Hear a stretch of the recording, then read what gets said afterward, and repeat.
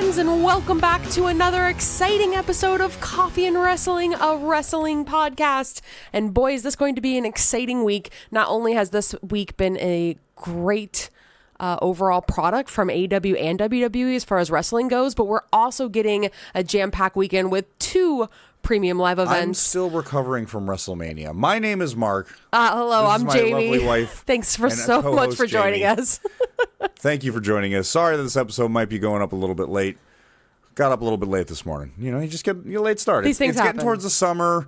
The kids are, getting on summer vacation. At least if you live in the Southeast. I know the Northeast, they're like off by like fucking a month, I think. I don't know. Which blows my mind still to this day that there's kids like in school for a month long. And then they get, like a February break or something? Yeah, I don't know what that is. I don't know what that is. When I lived up there, I don't remember there being a February break, but apparently up in the Northeast, at least it's the only portion that I know of the United States. Of the United States, yes. That gets it's like a week-long February break. What is something like not that? Spring break. I'm not confusing it with a March spring break. I'm assuming it has something to do with the snow. That would be a dead ringer for February. I guess February. Yeah, it's still kind of snowy. But it's not like we get like a hurricane week here in Florida. We just get a whole season. You just deal with it. At any rate, what doesn't go out of season though?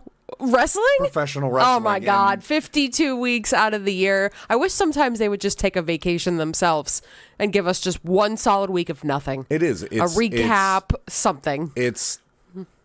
Actually, no, there's wrestling on every night. I was going to say Thursday nights, but TNA's on Thursday nights. NXT's on Tuesday. Raw's on Monday and Friday. Yep. You get the weekends off with Wednesday, the pay-per-views. Friday, Saturday. That's the only time. I guess, Sunday. Yep, Sunday. There's a Japanese promotion running on a Sunday morning. Oh, of course, but the idea of the content is constantly happening. It's a lot to keep up with, but this weekend we have AEW Double or Nothing, which is huge. We're celebrating 5 years of AEW. We also have WWE's King and Queen of the Ring. That will be for a future episode a few days later. I don't think that's happened for a few years, so I'm It's looking forward to that. That one's going to be a good episode. But we're going to start off. There's a lot to talk about there. There's a lot to talk about. But there's a lot to talk about here. There's a lot to talk about everywhere. Also a lot to talk about here. We have AEW, again, Double or Nothing happening this Sunday. And let's just get right into it. We're going to talk about predictions. We're going to talk about a little bit of the backstory as to how these matches came to fruition. Right. Sometimes you look at things and think maybe it seems a little bit random, but then you find out that there is actually a lot going on between Adam Copeland and House of Black, but we will get there. We'll be doing our predictions, and we will be taking the conversation not only to where it came from, but where it might be going from here. I mean, every pay-per-view is like a season end for a wrestling promotion, so this is, kind of or a jumping off point. Right, and this is a big point for AEW. Like I said, they're coming up on 5 years, so I'm sure we're going to see a lot of, new storylines coming out after the pay-per-view. Of course. But let's get right into the meat potatoes of this. I mean, we had a lot of amazing matches that mean something, and not that this match doesn't mean anything, but I think this is just going to be strictly fun. It's exactly what it says it's going to be. I'm predicting that they're going to open the pay-per-view with this match. I feel like you have to set the precedents because anarchy in the arena. Yes. Like, even not even being a wrestling fan, you tell it to somebody and you're like, what the fuck? It's intriguing, yeah. What is that? It's intriguing what could you be doing that deems the title Anarchy in the Arena? Yes. And we're literal teams this year. We've got Team AEW, Team Elite. Not that there hasn't been teams before, but interesting to see kind of these groups come together. Originally, we had and still do, at least on Team Elite, we have the EVPs, Matthew and Nicholas Jackson, Jack Perry, and Okada. Thank you. Couldn't think of his first name. He's such a massive star. It's hard to remember him sometimes. It's just like, oh my God, you say his name and you're just overwhelmed with emotion of like, Kazuchika Okada. Thank you. You got to say it right. Kazuchika. Oh, no, thank you. We also have Team AEW now. Originally, we had Bryan Danielson, Cash Wheeler, and Dax Harwood of FTR, and the person that you could have given me 100 guesses and I never would have guessed would be teaming with Bryan Danielson, Eddie Kingston. Eddie Kingston. Now, when we talk about Anarchy in the Arena, this only stems back to a couple years ago. In 2022 was when the first Anarchy in the Arena happened. What are you talking about when he guest starred in GTA? Exactly. We had what was Team Blackpool Combat Club, and then we had Team Jericho Appreciation Society. Oh, that's right. That's who it was. I was trying to remember who it was. The Jericho Appreciation Society. I'm so glad they're done with that. Oh, I'm so glad they were done with that. But honestly, that was such. Oh, it was a great match. A fun match. Bryan Danielson said he almost died. Like, he got a horrible concussion, and that really almost ended his career. How did he say he almost died? Did he not see the state of Eddie Kingston by the time they were done with everything? I still want to get that shirt. Oh, it's such a sick. I want to get a print on the wall. I want it as a flag in front of my house. I want to paint it on the windows of my car. Like, it's such a dope image of him. Now, I don't know exactly what happened because Gabe Kidd ended up having a match against Eddie Kingston. The two of them have been going back and forth. The Young Bucks injured him for a long time in NJPW. He lost his strong. What was it? His strong openweight championship. Strong openweight championship. To Gabe Kidd. Final Congrats. of the 3 championships that he's won over the past years: the ROH World Championship, the NJPW Strong Openweight Championship, and of course the AEW Continental Championship. Yep, he lost all 3, unfortunately, and even worse for him. Again, like I was saying before, I don't know exactly what happened, but broke his leg. Not really happy about this. He's expected. Him? I mean, everybody should be absolutely pissed because storyline is that the Young Bucks broke it. And he can't be a part of this Anarchy in the Arena match, which I can still see something happening. I can still see somehow Eddie was like dragging on the ground. Hits one of them over the head from like behind a curtain, gives up the, wouldn't be surprised. Whatever he throws up with his hands and says, Yonkers, what's up? Exactly. But he is getting replaced. Unfortunately, FTR said they think that they found the right guy. And later in the episode of Dynamite, they ended up revealing that who better to replace him than Darby Allin, which I thought is really good, even though he's injured. See, I've got a little counter to that. I feel like it's a little weird. Okay. Just because, other than the idea that Darby Allin is AEW's like sweetheart. Sure. I really don't see any other connection between the other 3. Well, I think they had to really grasp at the best straw in this situation because it's so close. I'm not saying I don't understand why they picked Darby. Right. Again, it's exactly how I said it. He's the sweetheart of AEW. Like everybody in AEW, he's the underdog that nobody really wanted to like and now everybody loves. Of course, but you have to say like the last match one of the last matches that Darby Allin had was against the Young Bucks with Sting. So at least there's storyline in that, being that, they ended up losing, which is awesome. I really thought Sting and Darby Allin were going to end up. I still think that they missed the mark on having a Sting versus Darby Allin.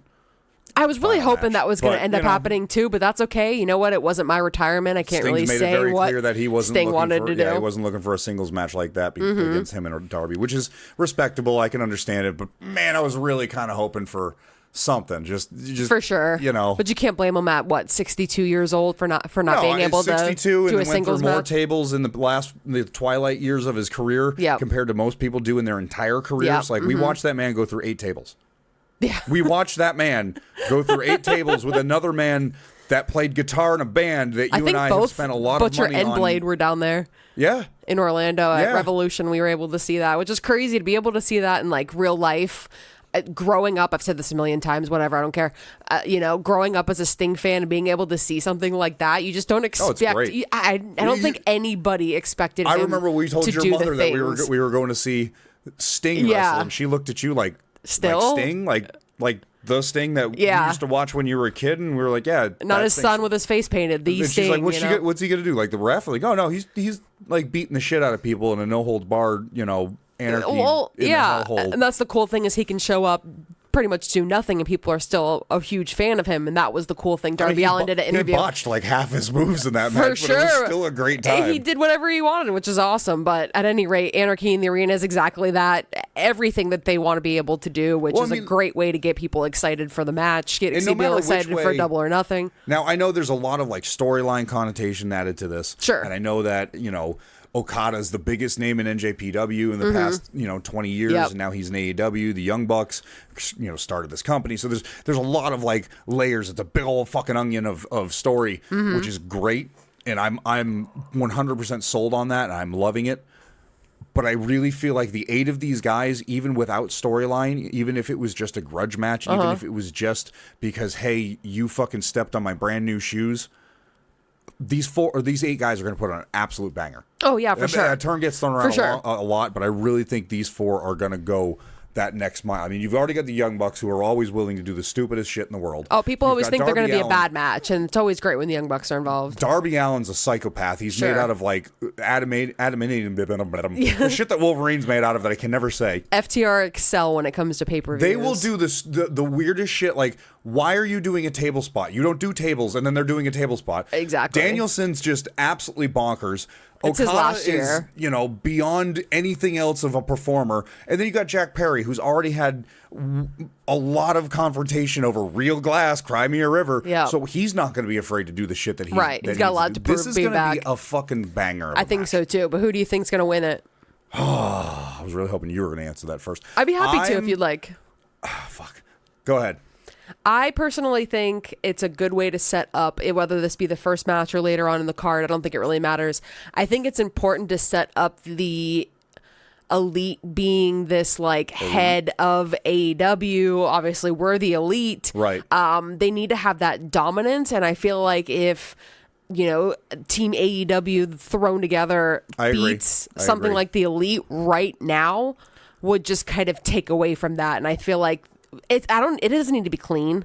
Whatever may happen, I mean, it's whatever anarchy in the arena. There's going to be nothing clean about it. It can be exactly. I think that's going to be a huge caveat of this match. Of course. So I don't think it needs to be the best win or the most technical move to win the match. I think the important thing here is that the Elite need to come out on top. I think that this match is going to be exactly what you just said. Whoever takes the loss, nobody is going to lose on this, because it is a 4 versus 4, team versus team, so it's going to be a team effort loss. It's not going to be an FTR loss. It's not going to be a Darby despite Allin. who takes the pin. It's not going to be an Okada. It's not going to be your AEW Tag Champions loss. It is going to be a team effort loss.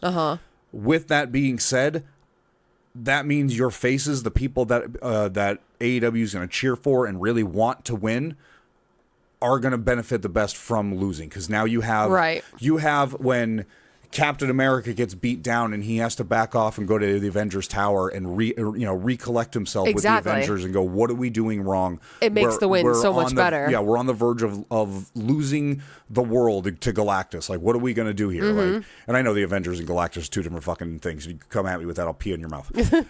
But it's the same idea. You're going to give the good guys that kick in the nuts, and you're going to give the bad guys, the Elite, the much needed win in order to put them over. Same thing with the McMahon regime when he was on TV with the corporation or whatever iteration of it was. Right, but this is why Cody Rhodes' win was so much better the second time around.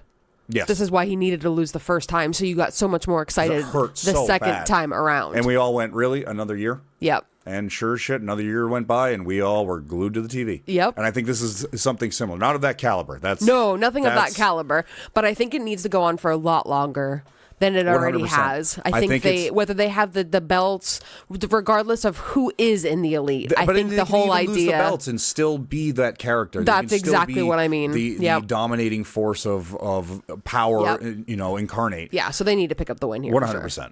All right, next up is just a good old-fashioned wrestling match between Trent Barretta and Orange Cassidy, former best friends now.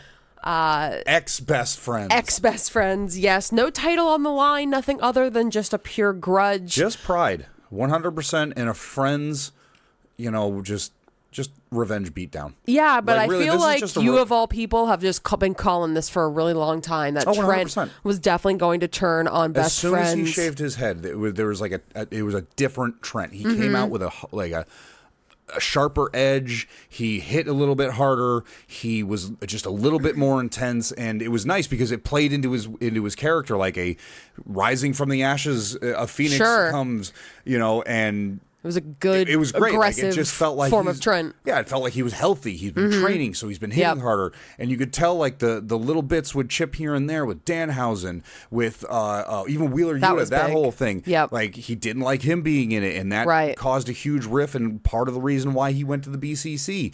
And then recently, just with everybody losing and not getting the wins, just not not really agreeing with the best friends all the time. It's been like that for like a year and a half. It really has been. I'm so glad to see Trent finally make the turn, and I called that shit. I hate being that guy, but we were sitting there watching it, and I pointed it out, and I was like, he's going to turn, and I swear to God, 8 seconds later, he fucking ends up attacking Orange Cassidy. It was good, because if you were paying attention, yeah, you saw those little subtle signs like you were saying, but it felt like it just came out of nowhere for most people, I think, and the crowd's reaction to it was fantastic. That finally happened, and at this point, it's been, like 6 weeks since he's turned on Orange Cassidy. They actually already had a singles match.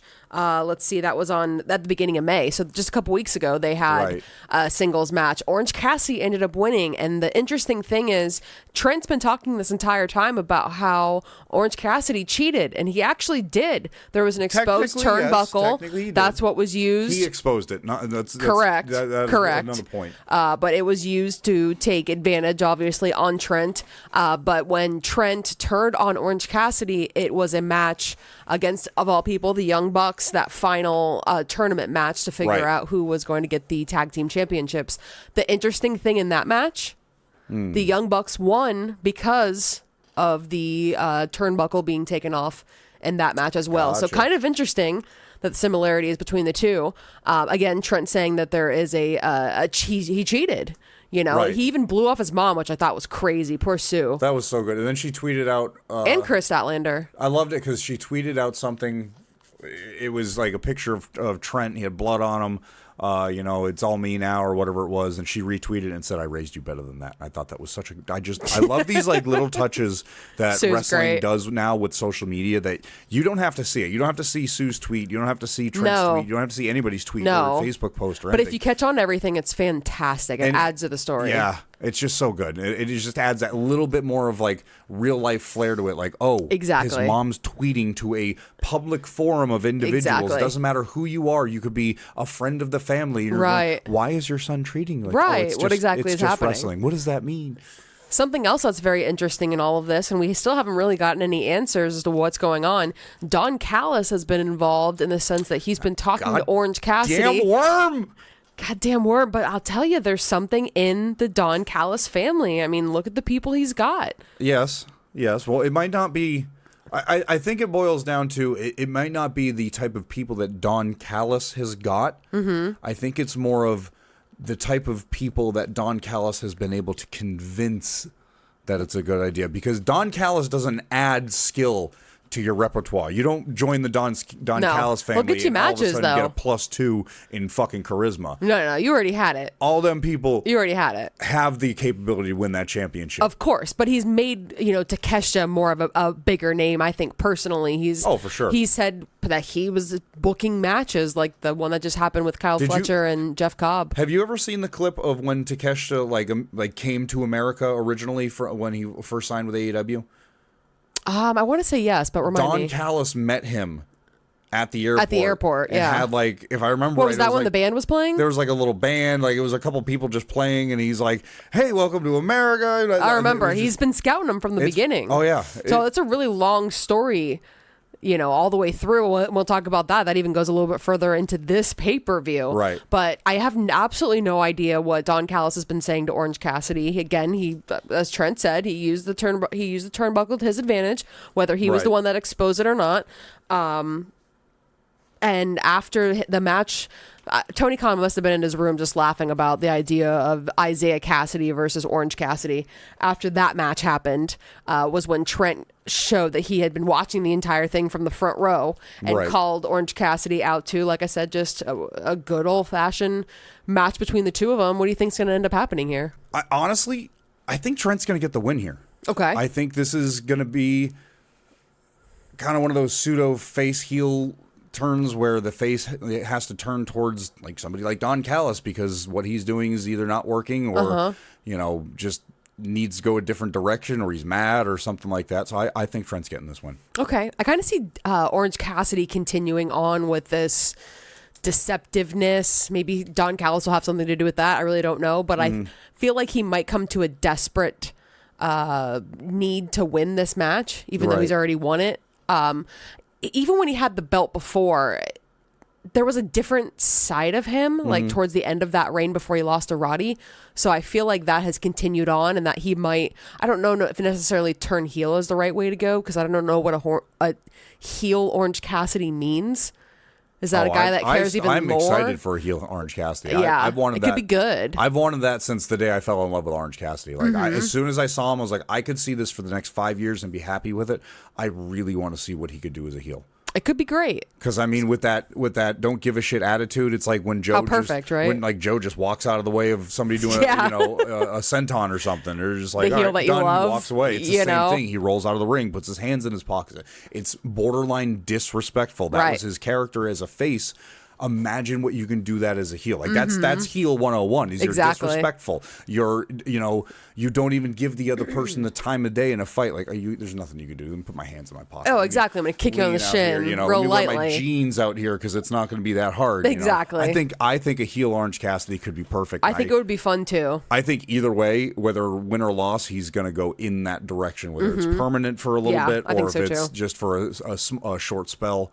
But I still think Trent's going to get the win, and he's going to be the one that pushes him that direction. Okay, the loss is so bitter that because he didn't do anything illegal, or he did do something, or something backfired, and he got everything he did. So the only choice would be to go to Don Callis, or maybe like Don does that opportunity where he like tries to give Orange Cassidy something to help, like Ray Phoenix did. If he would have taken that screwdriver from Don Callis while the ref was down, he would have won one of those things, even though there's not a title on the line. There's more that this is so much more than a title, though. Yeah, between the two of them, yeah, it really is. Last week we saw what will be one of my personal favorite clips of the entire year. Willow Nightingale put Mercedes Moné through a table. It was good in reaction to being slapped. Yes, which I feel like it's warranted. Totally justified. You smack me in the face, I'm gonna put you through something. Totally justified. It's either I'm gonna put my fist through your face or I'm gonna put you through something. So I feel like it's justified. Yeah, it was just not right for her to put hands on Willow, our TBS champion. Our TBS champion. Our TBS champion. Nothing matters. Smile anyway. Willow Nightingale. She's having a big match. She's having a big career lately. Last year was a fantastic year for her. And I think a lot of it stemmed from this exact storyline. I think a lot of it really did. Mercedes not realizing what she was going to be doing for Willow's. Or did Willow know what she was going to be doing? No. Well, according to Tony Khan, he personally handpicked Willow Nightingale to go over to NJPW to. Which was a wonderful pick. I thought so as well. They had, if I'm not mistaken, an eliminator match to determine who would go. Did they? Yeah. And Willow and Mercedes Moné were the winners at Resurgence at the end of 2023. That was a really good match. If you haven't seen it, go back and watch it. The whole pay-per-view was great. We say that a lot when we're talking about especially NJPW matches, but the whole pay-per-view was really fun. It really was. NJPW but it came down. Is a fun promotion. If you haven't given it a chance, I really, if you like, especially if you like AEW, if you're a WWE head, I don't expect anybody to get into that Japanese style because it's so much different. Totally. But if you're into AEW, or even if you are just into WWE, like NJPW really is a give it a shot. They have a lot of free stuff. I think even on YouTube there's free matches. Actually, you know what? I'm almost 100% positive the match we are talking about right now is free on NJPW's YouTube. If you head over there, you can watch it. I'm sure they put them on there all the time. They do it constantly. And even on their own website, they've got them featured like per pay-per-view. They'll put 1 or 2 matches up for free. So it just like gets you baited into, I want to see the rest of it. It's genius. It's like doing the pre-show ahead of the pay-per-view. It's genius because then you see Zack Sabre Jr. fight and you've never seen him wrestle before and you're like, oh shit, I have to watch this. But they do free stuff all the time. If you haven't seen their stuff, watch it. And if you haven't watched Ring of Honor's pay-per-views, again, do yourself a service.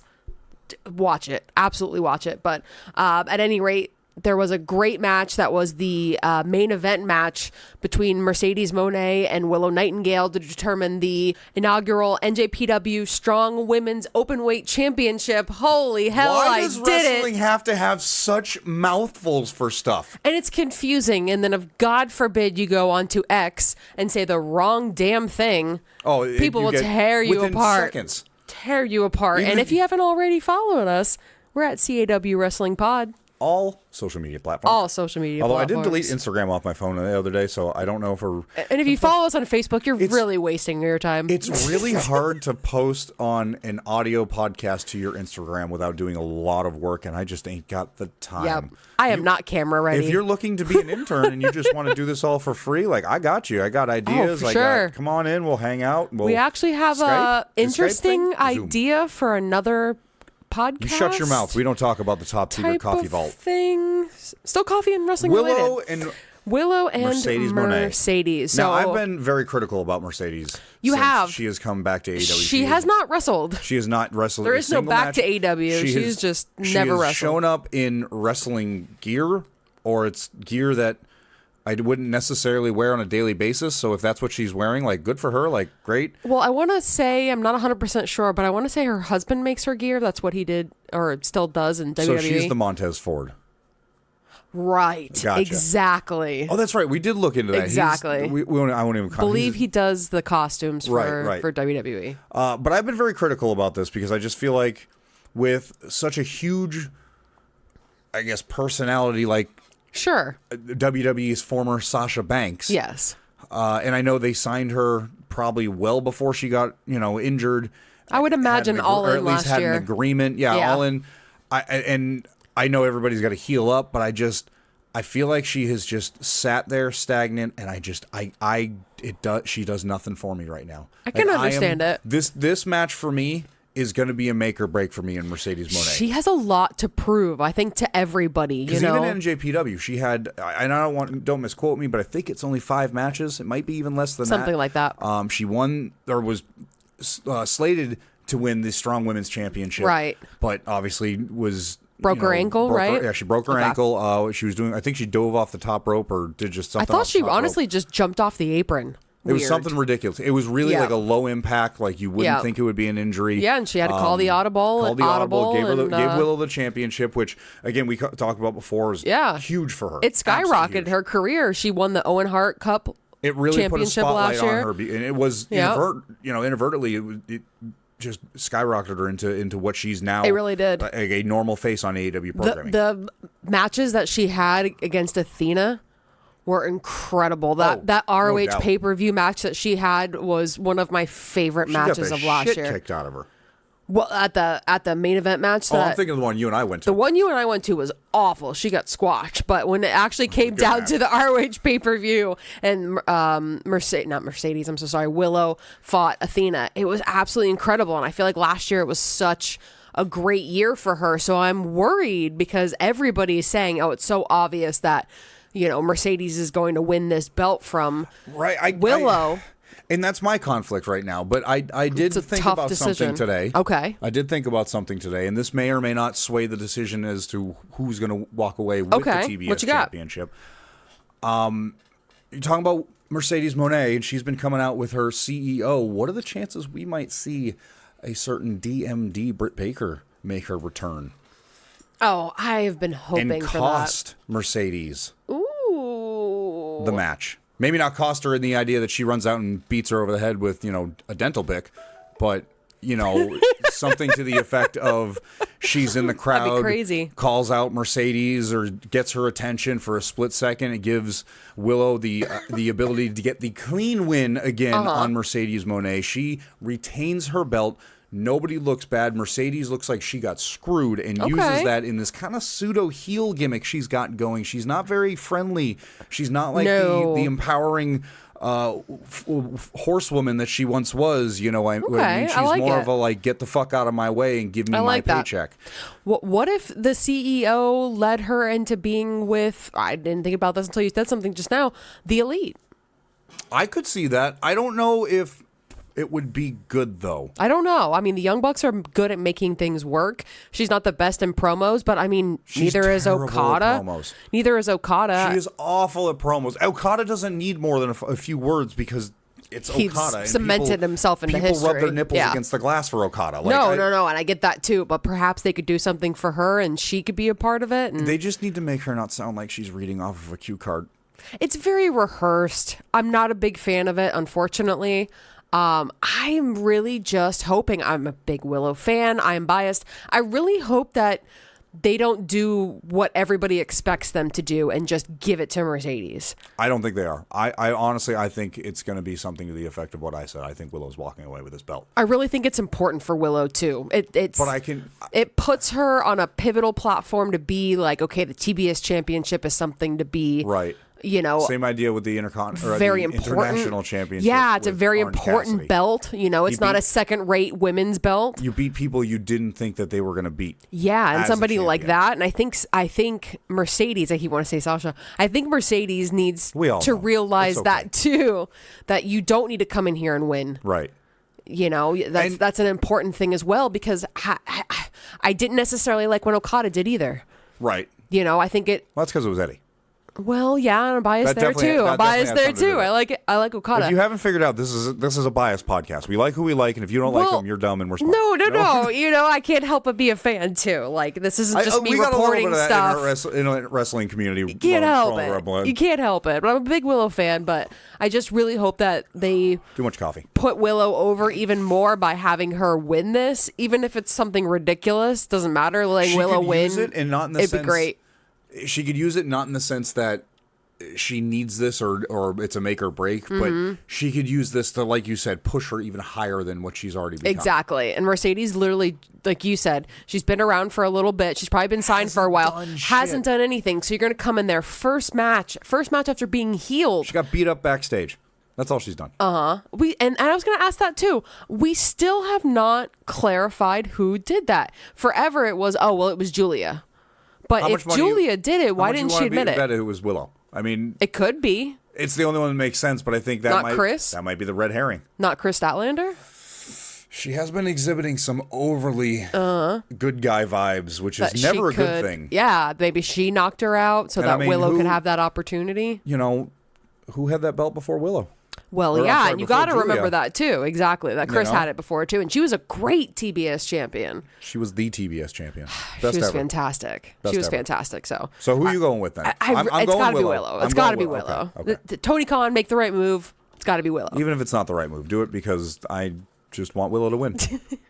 All right, staying with the theme, it's 7:54 on a Monday night. We're running late with this podcast, but WWE's Raw is about to pop on. And speaking of WWE, former WWE champion Chris Jericho, the Learning Tree. Yes. Will be taking the Learning Tree. You like that transition? That was the only thing I could think of. That was good. No, I like it. I like it. He'll be taking on one of three men. Yes. Which you would think it's like some weird section of the Brazzers website, but in reality, it's Shibata, Hook, and Brian Keith. I said it. I keep wanting to call him Keith Bryan for some reason. Congratulations. You did it. All three of those men had winning matches on Collision. Hook beat Johnny TV, which was really fun. Shibata beat Rocky Romero, and Brian Keith beat Boulder to be able to qualify. Like you said, whoever wins will get a chance at Chris Jericho. I never want to hang out with Boulder and go to Titty City.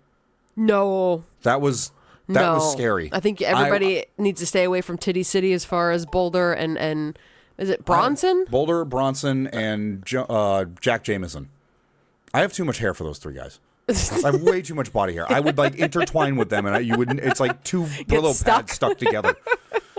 So the three of them are going to have a match at this week's Dynamite to determine who will be the number one contender for the FTW Championship. Which again, we need to reiterate and really push.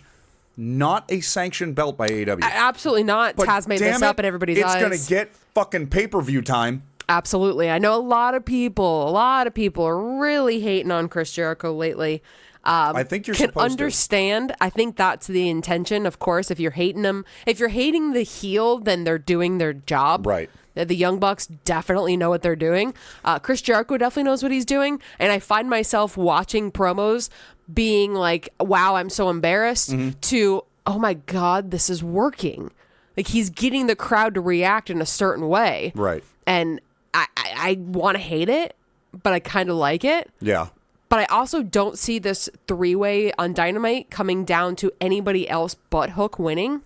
I feel how are they going to make this interesting? I feel like Brian Keith definitely doesn't make any sense. Shibata does just because he's Shibata, but it still wouldn't make any sense. And right. I feel like Hook's the only one. And then what do you do once you go to the pay-per-view match?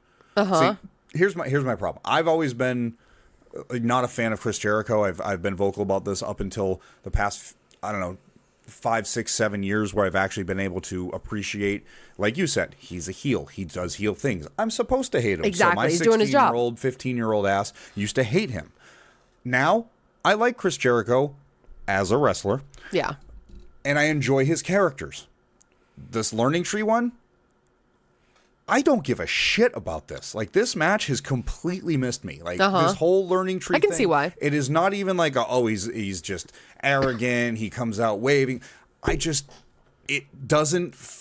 like it. I just don't like it. Yeah. I don't like the angle they're going with. I don't like I can understand what they're it. doing with Hook, somebody who's been so over with the crowd that was supposed to be this, like, beating everybody in the world with 3 moves and then submit them. And I just don't like it. Well, and if he wins it back, does anybody care? Like, does anybody going to give a shit if Hook wins it back? Like, yay. Or what if he doesn't? Right. What are we going to do? Then are we going to continue this FTW championship? I don't know. With Big Bill, too? I'm not sure. This entire thing has just completely missed me. The whole, him winning the FTW championship, the Learning Tree, Big Bill, Hook trying so hard to not want Jericho's help, Taz getting like punched in the fucking head or whatever. I don't care. Oh, yeah, I could totally see why. I don't care. I think Chris Jericho's probably going to walk away. I do too. It makes the most sense for this stupid-ass storyline. My thought in this is I hated when you brought this up, when Chris Jericho was the ROH champion. I was like, what a waste of fucking time. This is so stupid. But then when Claudio won... But I told you, I was like, give it time. It was a reason why we needed to have him win that belt. This is my opportunity to say the same thing here. I hope you're right. I think there's probably something there. You said the same thing I'm saying. I fucking hope you're right. Because fuck this storyline. I don't think there's jack shit here. I think I can see why. Is Hook is going to... I don't know. This is so dumb. I don't like it. I don't like it. So, back in April, AEW came back to Jacksonville, the home of All Elite Wrestling, which was... And the Jaguars, if you're if you're a fan of the oblong the football league. For a long time in AEW, that's the only place that they had wrestling matches was at Daly's Place in Jacksonville. But in April, they had let's see what it's called, a casino gauntlet match. They love those casino matches. I swear to God, like, do professional wrestlers...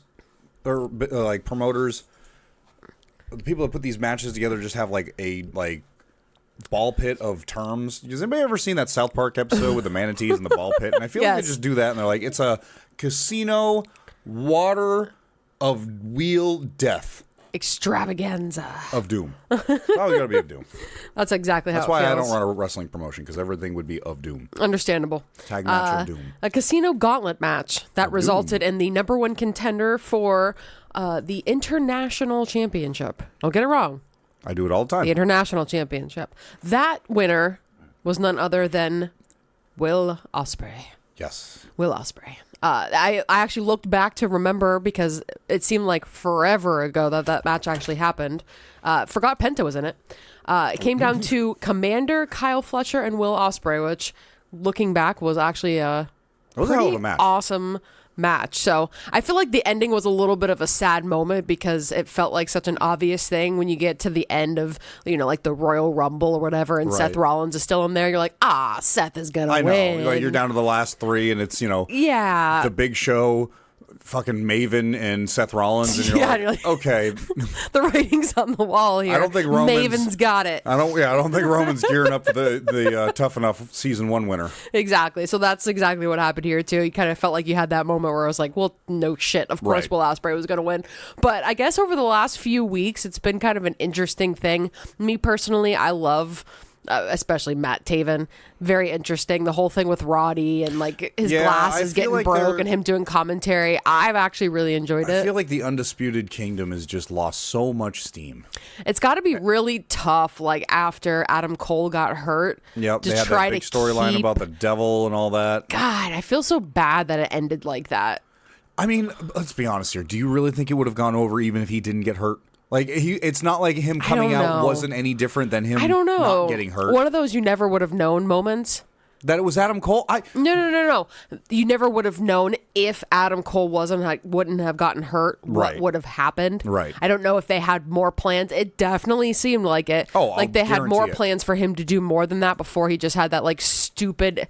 What was it? His ankle too as well. It was injury, when, right? Yeah, he jumped down off of the like The stage. The ramp. Because Yeah. it was the type of ramp that went all the way up to the ring that was level to the ring. Yeah. He jumped down off of that to run around to meet up with Max. MJF, yeah. And when he jumped down, you could see him like drop to a knee and then limp for the rest Kinda of the limping. time there. So it was a pure just freak accident. Like Sucked. he even said it's like a 5-foot drop. It wasn't even anything. Like he didn't do a front No. flip. He just, I do it at work all the time. That exact same Exactly. movement. He It was just a happened to bad catch the edge and roll his ankle and snap something. So unfortunately, I think that had a lot to do with it. So I feel bad for the people that are still there trying to make it work. I personally, like I said, I love everybody that's in this group. I have no idea what they're doing to try to bring Adam Cole or Wardlow back. But Matt Taven and Mike Bennett won those championships. They're doing their best. They're Wardlow defending had them. the one championship shot, and then that was it. That was was where their steam, or even Roddy, won the international championship. I almost said it. You did. But not a lot's happened. It's felt very lackluster. Like that entire faction, they were neutered, and it was just well, now I don't know what to do with them. Right. We had to put some type of belt on them, unfortunately, at the expense of Orange Cassidy. But now we just have another belt sitting stagnant in AEW. Yeah, I don't know. Do you think that they might Yes. switch the tie? Yeah. I think I might just be hoping here. Not that I think Roderick Strong isn't a good champion or a good performer. Right. I think he is. Love Roddy. I just don't know if he's got enough to continue holding that championship Steam behind and make it him. interesting. Yeah. Yeah, because you can't force people to like somebody. And I don't so think, if it's not going I over, don't even think it's an argument whether they like him or not. I just don't think there's any there's no weight to that championship right now. Yeah. It went from Orange Cassidy. Especially after somebody like Orange Cassidy who had it twice and had such an amazing reign with it. And now it's been doing nothing. And I know it's the heel thing, I'm only going to defend it when I have to defend it. But it's just it makes it so boring. It just cools it off so bad. It really does. It really does. And Orange was defending it constantly. Every week.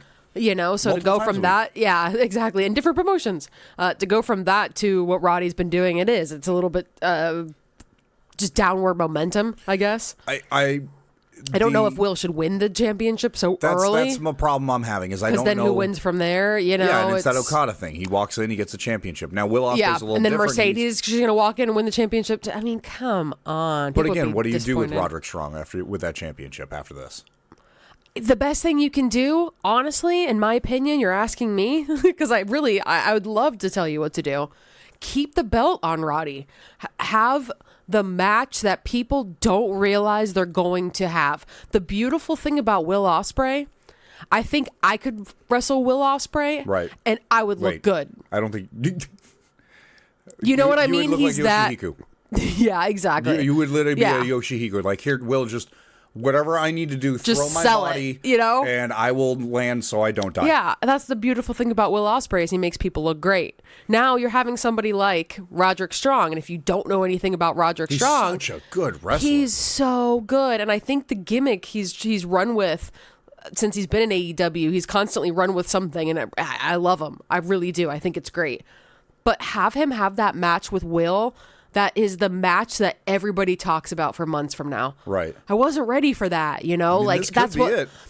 There's always that match on AEW and WWE's card that people sleep on. Oh, they 100% underestimate it. They sleep on, and then you're watching it, and everybody's chanting, "Holy shit, this is awesome!" And Rhea Ripley back last WrestleMania. That was one of my favorite matches of the last 5 years. Not even just 100%. last year. Not even just women's. I loved that match. It was definitely the best match on the card both nights. I think this has the potential to be that match, believe it or not. I really do, because they're both great. They've wrestled each other before. They're not strangers in that sense.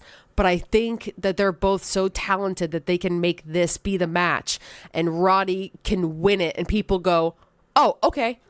I actually can see why Roddy has the belt. That's what he needs. That's what this faction needs, as a justified win. But see, that he won that in a justified way, though. He did. Clean match. He did. No bullshit. Keep it no going. Interference. Keep it going. I think people are sleeping on this. I think it's going to Ospreay. I think the opposite. I think that Tony Khan sees the new action figure he has in his toy box, and it's the limited edition, and he knows that he's bringing that one out to the playground.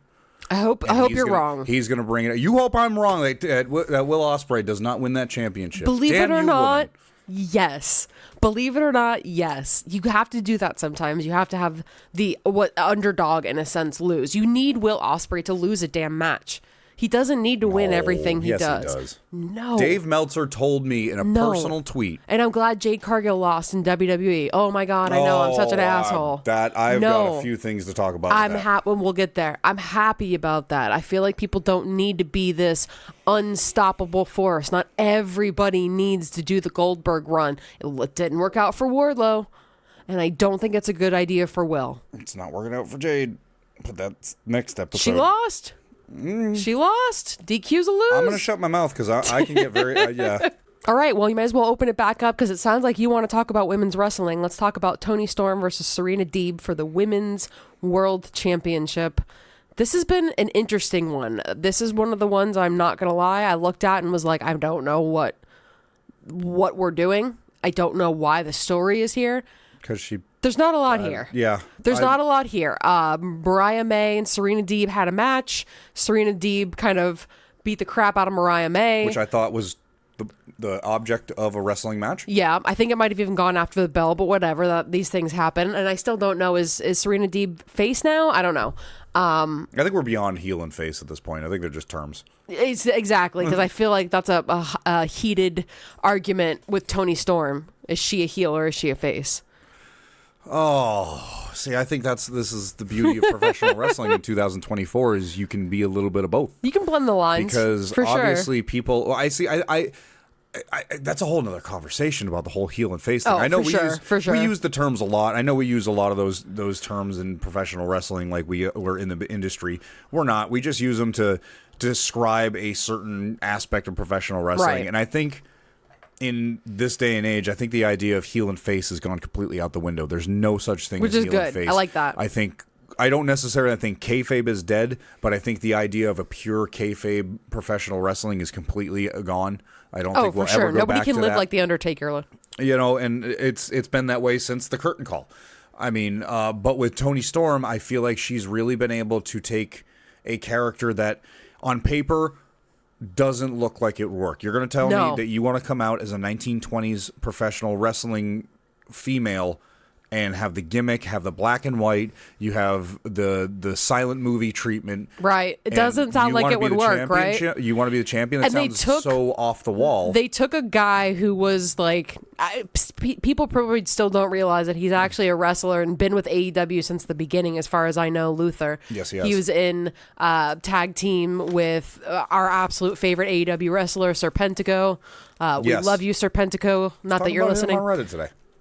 There you go. We're always talking about him, but actually, real quick tidbit tidbit about Luther. Yes. Not just his this isn't like his only career in AEW. This is like the tail end of his career. Him and Chris Jericho. The reason why he's there is he's actually I guess an acquaintance of Chris Jericho, if you use it as that. But he has a storied career in Japanese professional wrestling. Yes. Like he is revered over there as something special. Yeah, believe it or not, AEW did the right move at one time. I remember watching it that they gave like a little vignette to explain that. Right. Chris Jericho fought him in a match, and Chris had like a little video package set up, and they showed exactly like what you're talking about. That he Luther's said something like when he went there, he kind of, I don't want to say mentored him, but kind of like befriended him, maybe. Yeah, he took him under his wing and showed him the ropes and showed him how Yeah, he's great. Do this and do that. He's been wrestling for like 30-something years too, underdog of AEW. He's equivalent to Chris Jericho, right? So exactly. It's funny you see him like people look at him like, who the hell is this goofy carrying around Toni Storm, like yelling. But I love him. I've loved him good. even before. But this whole thing with Toni Storm has been great. I'm not necessarily excited about this rivalry with Serena Deeb, but I'm looking at the big picture here again. There's always storyline with Mariah May intertwined within Toni Storm's, and I think a lot of that's what this is. I 100% think that's what it is. It's either counting down to the inevitable that match, or counting down to the inevitable either Britt Baker or Jamie Hayter coming back. Preferably Jamie Hayter in this situation. I keep forgetting about Jamie Hayter. Not that I don't. She's been gone for over a year. Yeah, she's got great storyline with Toni Storm. It still works just as well as Deonna Purrazzo's did. They have real storyline of living together and being friends. So her coming back, and I think they actually had the championship match where Toni took the belt from Jamie Storm. Jamie Hayter. The first time, if I'm not mistaken, it was Tony Storm that took it from her. There's just so much storyline there. So I feel like it's either counting down to that or counting down to Mariah May. And I do not see Serena Deeb walking away with the belt. That would be such a weird mistake. She's hate. She's been on AEW a little bit more often ever since she came back from her 10-year away. She was dealing with some medical issues. Glad to see her that she's back. Always glad to see people who are healthy and good. Was it like concussions or something? I really don't know. I don't remember at all. Yeah, unfortunate, but I'm glad she's back. She's only been on for a few weeks. She's done a couple of things. She's obviously a fan favorite. Yeah. I don't see it personally, and again, it might just be because I wasn't watching professional wrestling when she was doing her thing in WWE with a Straight Edge Society. Oh, you never watched any of that? I didn't really see. I wasn't. Okay. Yeah, long story. Interesting time in WWE. I've seen it now, and I've seen everything before, and of course, we've all seen the clips of everything now. Her getting her head shaved in the middle of the ring, of course. But I've never really clicked with her. It's just not my bag. Even with Tony Storm, it took me a long time to click with Tony Storm too. Yeah, the timeless gimmick really put her over for me. But I just haven't clicked with Serena Deeb. It just doesn't do a lot for me. I'm sure the match will be good, but this will probably be the one match that I'm not too worried about missing. Yeah, it just felt like they needed another championship match at a pay-per-view that wasn't, Thunder Rosa, wasn't Deonna Purrazzo. Who else do we have? I don't even want to start with Thunder Rosa either, but who else do we have? We have Serena Deeb. It felt like that. We'll have the 15th time Hikaru Shida gets a shot. Exactly. It is okay. This is a crazy thought. If you don't have a good match lined up, totally okay to not defend the belt. Yeah. I don't think there necessarily needed to be 9 matches on this card. You could have just skipped over a storyline. That was another thing I was talking to somebody today about. The way that AEW versus WWE pay-per-views are going, because we got WWE's coming up same weekend, Memorial Day weekend. You have King and Queen of the Ring. Now, granted, they are in Saudi Arabia this week, so it's a little bit of a different story, but it still fits within the motif of that 5 to 6 matches per premium live event. They keep them short and sweet. I like it. But then sometimes I also like a few more matches. I feel like the WWE is a little bit too short, but I feel like AEW just goes for so long. Too long. There's so many matches, and I want to watch 90% of them. Every single title, because you're not. You're already not defending every single title. You're not defending the tag team titles. You're not defending the trios titles. The Continental title's not being defended. So you don't have to defend the women's championship just to defend it, and that's what it felt like here. So I think we're just waiting for the next bigger, better, more important of a status of a championship match with Tony Storm. Well, I'm going with Tony Storm on this one. It sounds like you are undoubtedly, yes. Well, we've brought up NJPW a lot this pay-per-view, and I think that is kind of bleeding into what AEW is gearing up for here in the next couple months. Forbidden Door. One of my favorites. John Moxley will be defending his IWGP World Heavyweight Championship. Why do these names have to be so damn long? Against Konosuke Takeshita. Well, it's an eliminator match, but nonetheless, which is weird in a pay-per-view. This is why you're here, and I'm dumb. I can only assume that, again, things were kind of thrown off plans-wise with yet another injury with Powerhouse Hobbs. He had a match with... Injury bug is real. Well, these things happen, Back in April, John Moxley faced Powerhouse Hobbs and was injured. I don't know if it was his ankle too, or his knee, I believe is what it was. Which required surgery, which I think has 6 months of recovery. Damn, that's a bummer. That is, because he was definitely getting the push. Justifiably, I think he's honestly one of my favorite AEW guys because you and I personally have been able to see Powerhouse Hobbs come from so substantial, losing at every dark match and what he looked like compared to what he looks like now. He's put so much time into training. It's very unfortunate that it happened against John Moxley because John Moxley was the individual that he was teamed up with that brought him into AEW. Right. I don't remember exactly who he set him against, but he brought him as basically backup to sick him on somebody. And even back then, if you go back and you see, he's just wearing a blue tank top. It's crazy. He looks nothing like he does now. Just a small individual compared to what he is now. Right. Even like you had talked about it, the way he would speak, he had that very urban kind of, I don't want to say accent because it's not an accent, but he had that urban way of speaking. And it was very difficult to understand some of the things he was saying. Mm-hmm. The mannerisms were just trying too hard. Yeah, it was trying to be too tough like that. Exactly. And they obviously worked with him because as he developed, he started pronouncing words better. Exactly. He would enunciate things better. Exactly. He was delivering his voice. He wasn't talking like this. Not that he was a quiet man by any means, but he was projecting his voice in the right way. And he was and the confidence was showing, so it was a good time to give him that push. Right. And he's been building for years now. Like he's been with the Don Callis family. He was with Team FTW for a while. He was on his own. And they all Tag worked. team match, or the tag team champion with Ricky Starks. Yep, exactly. Like every single thing I think that he's done that you've just talked about, they've all worked. All great forward momentum for Powerhouse Hobbs. So unfortunately, like we said, he did get hurt. John Moxley retained the championship. Afterwards, Takeshita did call out John Moxley, and I think that's why this ended up coming to this. I don't know if this match was supposed to be slated for the pay-per-view, what exactly was supposed to happen here. It felt like something had to get juggled around. Yeah, for sure. But I mean, it's not like we second chance. I don't know. It's not like we've been left with a consolation prize. I mean, it's John Moxley and Takeshita. You know, this is going to bleed into at least into an NJPW match, or I would imagine Forbidden Door at least. Yeah, I would imagine. So who do you think's walking away from this? I mean, it's IWGP Championship on technically foreign soil, right? You think Kenosuke's going to get a shot at this? Well, I think it would be good for Takeshita, and I think, well, you had brought this up outside of the podcast that people aren't necessarily happy. Spoiler, we do talk about wrestling outside of the Crazy podcast. to think that people aren't necessarily happy with John Moxley defending the IWGP Championship outside of NJPW. I have heard that. So if they gave it to Takeshita, then people probably wouldn't be pissed off anymore because Takeshita's somebody to definitely... No, he's a product of NJPW. Love. He came DDT from DDT, right? Yeah. But I personally think John Mox is going to hold on to this for a little bit longer and just give Takeshita a good push and another. Oh, it doesn't mean he's not going to get a title shot. I mean, it's Takeshita and it's Don Callis. Don Callis will go weasel his worm way into somebody else's office. I do think it would be crazy though, but I don't think people would be ready for Takeshita to win this. So I'm almost kind of leaning more towards Takeshita winning it because John Moxley's not afraid to lose.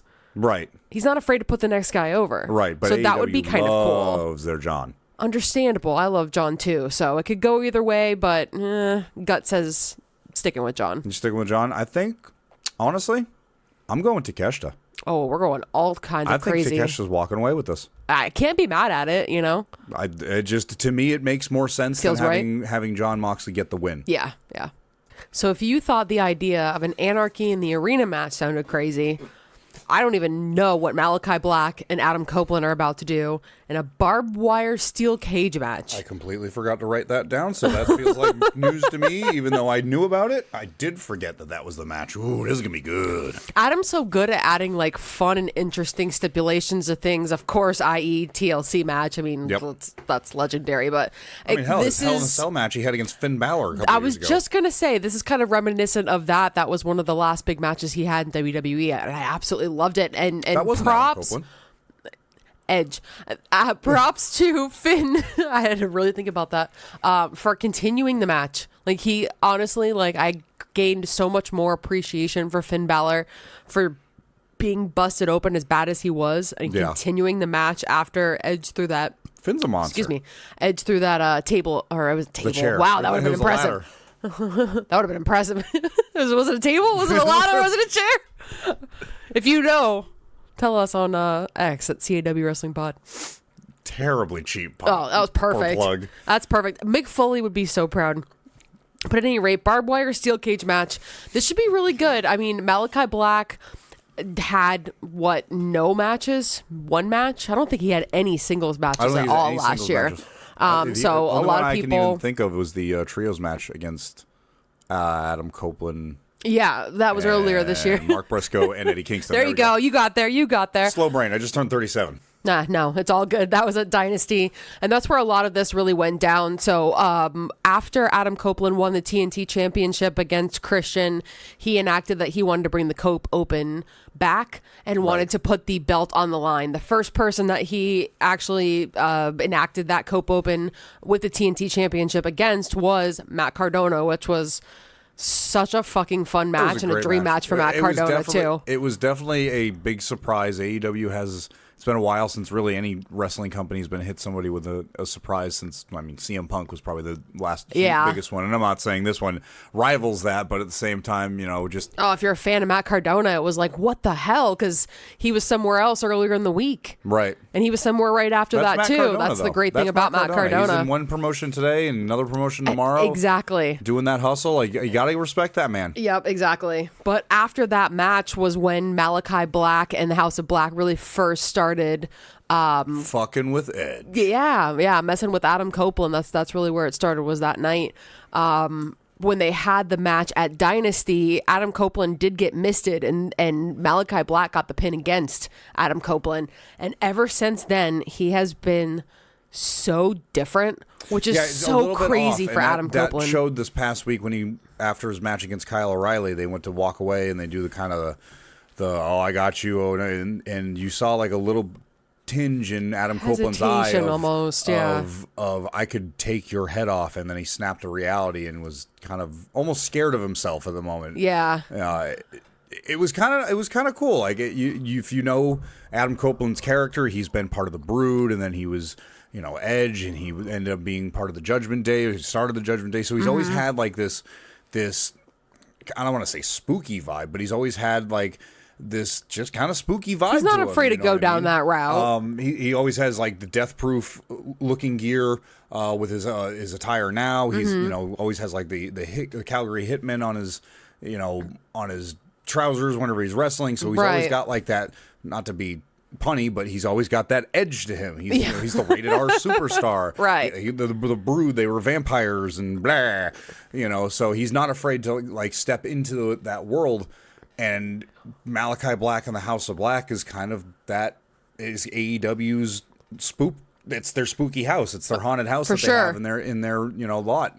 So it makes sense to have Adam Copeland feel the influence of a faction like that that has changed somebody like Julia Hart from this it changed her, blonde-haired cheerleader, happy-go-lucky, to this like the TBS champion, seething, brooding TBS champion that will take your head off in a second. It's neat because somebody like Willow ended up fighting it, and like there's that aspect of that. Sky Blue couldn't. Yeah, exactly. There's that aspect of like being able to go against it, and I think that's kind of where Adam Copeland is now too, where he doesn't even realize almost that he's fighting against it. There's a point that after a while that the body almost like has to make the decision whether to succumb to the mist or to really try up again and push it out. So I feel like this is going to be really good. That heel face thing we were talking about earlier. Exactly. I think the match is going to be great, but I feel like the storyline is going to be twice as good. I love the House of Black. I am, excuse me, I am biased because I listened to Brody King's band God's Hate. I've been a fan of Malachi Black, so now I've become a fan of Buddy Matthews. Yeah, so Reassure helped that too. I have like 2 or 3 House of Black t-shirts in my closet right now. So I'm a fan, like without a doubt. I'm not super enthused with the presentation of the House of Black as a trios unit. Okay. Because it feels like they get thrown into a rivalry because they see a potential in an individual that they don't see, and they're going to use their evil, spoopy ways to show them how wrong they've been about themselves. Yeah. And then the good guy ends up not, because he's like, no, I'm just this person. And then they go away for a couple weeks and they come back and like, you're not worthy of your championship. So again, how can they make this interesting so it's not the same regurgitated thing that we've been watching? And I feel like Adam's had enough time. Okay, I'm gonna definitely let you speak about that. But I feel like Adam's had enough time in the industry that he wouldn't just go along with a storyline that he didn't think was gonna work. Of course not. That's why he would either manipulate it in a certain way because he knows what he's doing, or he would trust the process here, and because it's such a great story. He is able to do that, I think. So I have faith that there's more to it than just what you said, because he's already toying with that line. What are the chances he joins them? I don't think that would be a crazy thing. I mean, I'm saying that's the way it's going to go, but it is an interesting dynamic. They could take it in that way. Right. I mean, now he did end up not wanting to be a part of the Judgment Day faction because they were supposedly going to go in like a supernatural, superpower like direction. So that'd be weird to go with this. They obviously didn't end up doing, and I think was the right right thing to do with them because Agreed. obviously they've gone over tremendously. Yep. Probably one of the biggest factions other than the Bloodline in the past 5 years. So I could see him joining, but I feel like it's kind of a cop-out. But I 100% wouldn't be mad at it. Maybe the correct thing to do is have I feel like I him... just contradicted the shit out of myself. Yeah, right. Not join the House of Black, but like understand where Malachi was coming from. Lead a little bit more into his vicious side. Yeah, exactly. Like, I'm not a member of House of Black, but I'm not an enemy of the House of Black either. Well, with that being said, who's walking away with the belt then? I feel like Adam Copeland needs it longer. I feel like this is way too soon for Adam to drop the belt. And I think Malachi needs more time as a singles wrestler before that makes sense to me. Right. Could he do a great run with it? Absolutely. But I don't think this is the right time for Malachi to get that belt. I 100% agree.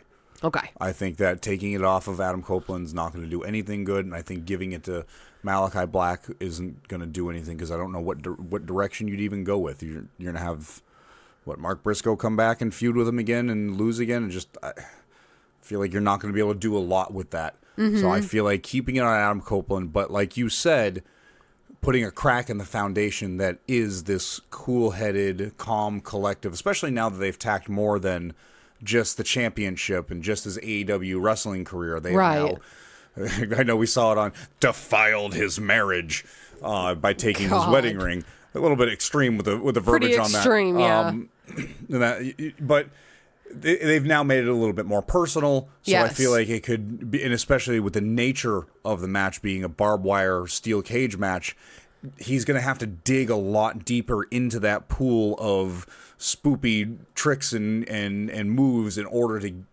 get the win over Malachi. And I Exactly. think even if they don't have Malachi win, which I don't think is going to happen, it'll still prove Malachi right by saying you had to resort to beating me by Exactly. doing the evil things that you don't And want for to. Malachi, that's almost what he better than That is what he wants. the belt. That's all House of Black ever wants every time Exactly. they have this, Is for you to say he's right. You know, he's like right believe and that you're in wrong the and vision. you need to change yourself. Exactly. It's So that would be bigger for him than anything else. So maybe on his own, Adam Copeland does his own thing with that mindset that Malachi helped him to see. Right. More of a storyline into Adam Copeland's character than changing the TNT Championship's trajectory. All right. This is it. Last, but definitely not least, the AEW World Championship is on the line. Swerve Strickland versus Christian Cage. This whole pay-per-view, and we'll get on this when we get the King of the Ring and Queen of the Ring pay-per-view predictions out of the way as well. Both of these kind of feel very thrown together. You know, Christian versus Swerve just seems like they justified it with the Young Bucks decided it was going to be Christian. Right. Okay. Seem very thrown together, but there is actually some storyline with them going back to, what was it, All In, where they teamed together? Yes, All In at Wembley Stadium. Can you tell the coffee's wearing off yet? I know, right? You had Sting and Darby Allin took on Christian Cage and Swerve Strickland in a coffin match. Ah, classic. Great match, and this goes back where we talked about Sting earlier.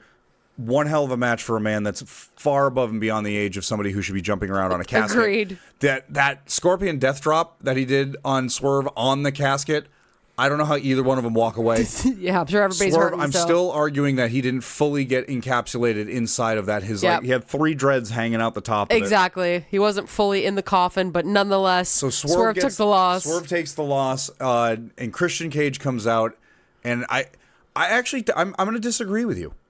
I actually don't feel like... I feel like this was not thrown together. Uh-huh. I feel like they had that back in All In, and they went, hey, we're going to pocket that for later. Right. Because we all knew what trajectory Swerve was on. We all knew he was going for a world title run. Whether he was tagging with Christian Cage at All In, or if he was fighting Brian Cage on a Dynamite. Right. Like, he was going... Obviously we all knew he was on the way. He said it.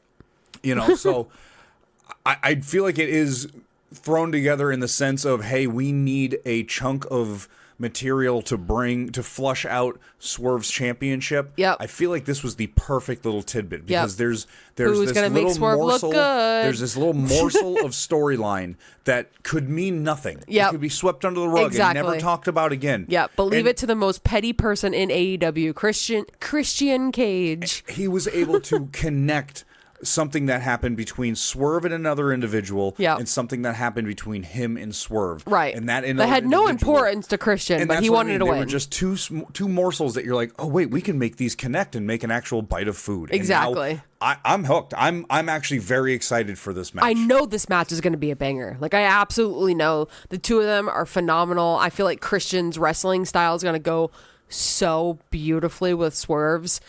No way Christian's winning. I mean, could he win? Could he be the AEW World Champion? Of course, but God, I feel like it's the same thing. It's just not the right time. He would look so majestic with that belt around his waist. Oh my God! And the things he would say. When we talk about it all the time, I don't even care. I love Chris Van Vliet. Chris Van Vliet interviewed Adam Copeland not too long ago, and he said something about, what do you think about Christian's gimmick with the dads thing? And Adam was like, it is fantastic. It is so good. That's great. He's like, but I can't wait until he gets to me with it because I've never even met my dad. Ooh. Yeah, so he's like, I've just been waiting for that one. He's so good with it. Like, he is. Again, props to him. Everybody else is hopefully is agreeing to this, like Daniel Garcia. I was always an Edge over Christian fan when it came to Edge and Christian in the WWE. Okay.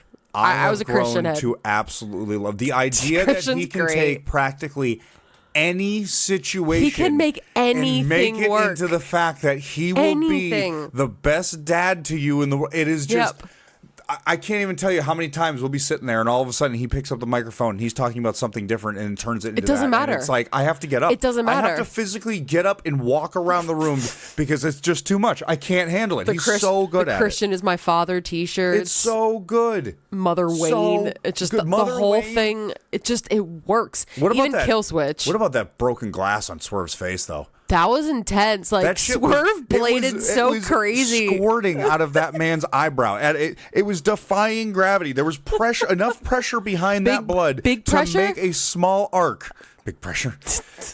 Big pressure I apply. For something that has been so small and so short as a rivalry as this, and something to where you're like looking at Christian going, "Are you serious?" Like, it's funny. Like, what do you think, real quick, what do you think the conversation with Christian, Mother Wayne, Nick Wayne, and fucking Luchasaurus, I'm not going to call him whatever the hell else you call him, Killblade, Killblade. I can't do it. What do you think the conversation was? Like, it wasn't like they were having a conversation and that one part, do you remember that one time Swerve hit me with my picture and Christian just goes, you know what? I do remember that. Let's go kick that guy's ass. I feel like Christian does do that, though. Like, I feel like real life, what's his name? Jay? Jay. What a lame name. Yeah, I know, right? Who would ever call their kid Jay for the first 17 years of your life until you turn 18? So Jay, in real life, I feel like he is that guy that lives, breathes, and dies wrestling, that he's like eating dinner with his daughter and he's like, honey, hold on one second, I have an idea. That his daughter was trespassing backstage. One of the best things I've ever seen him do. He's only a shitty father to his own kids. It's so good. What a goddamn gimmick. I love him.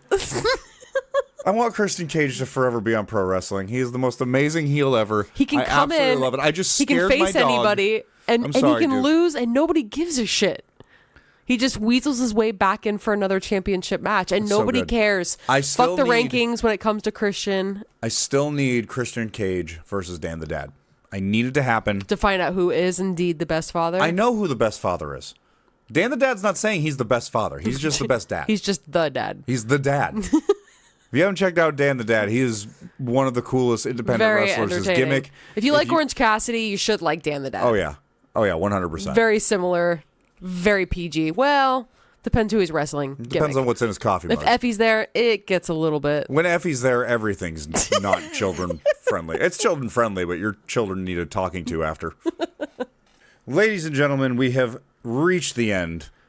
Thank you so much for hanging in there. Yay! We know it was a little bit of a long one. We went on a couple tangents. We drank a lot more coffee than we expected, and you can see it's crashing We're slowing down. We had a bagel bite and mini taco session also in between. Right. Which is another reason why, children, carbs make you crash. But thank you so much for listening this long. If you've gotten this far, you better have gotten this far. Why else am I recording this in my bedroom? You are absolutely amazing, and we appreciate you so much. If you really have do. not already followed us on X, what are you doing? How'd you find Why us? aren't you my friend? I'm actually more curious as to how you found us. That is a good point. If you didn't find us through social media, I'm actually really Actually, curious. please tell me. Tweet at us or X at us at CAW Wrestling Pod. You can follow me on X as well. I am at a bacon party. You can follow me, although God knows why, I post the stupidest things when I even do post, at Gunk Dudley. Hey there, everybody. Just letting you know, later on this week, we are going to have a second episode out. We'll be doing our predictions for WWE's King and Queen of the Ring. We'll be talking about all the matches, including who we think is going to be in the match, because by the time it posts, I don't think Friday will have happened. So keep an eye out for it. Make sure you start your week off right every Monday with a fresh episode of Coffee and Wrestling, a wrestling podcast. Thank you so much for joining us. We'll see you in the next one.